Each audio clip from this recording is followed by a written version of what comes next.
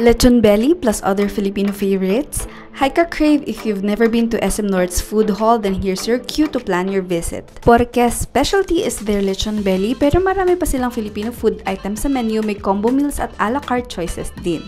Okay yung drinks nila, pineapple calamansi juice na pangpababa ng BP, asim kiligto at peach iced tea na may real peach slices pa talaga. Dito na nga tayo sa combo meals nila, bali may lechon tapos pipili ka pa ng isang kasamang ulam. Pero ang pinaka-winner talaga rito is itong lechon belly nila, similar sa Cebu lechon yung taste, lasang-lasa yung herbs and spices tapos napaka-crispy ng balat at malambot din yung mismong meat. Yung caldereta malasa, malambot yung beef at generous na rin sa serving. Yung sisig ko naman, it's the usual savory lechon sisig, masarap but next time hindi ko na to isasabay sa lechon belly.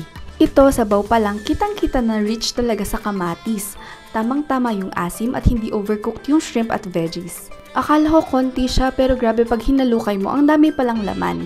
Ganun din tong kare-kare nila. Iba't ibang parts ng baka yung ginamit, may nguso pa nga, which is our favorite kaya nagustuhan talaga namin to.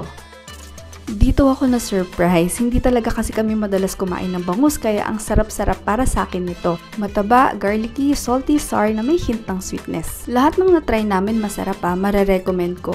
Pero wag na wag niyong palalampasin yung lechon belly nila if hindi kayo high blood or hindi pa. This is Cassie, your foodie from QC. Until our next craving!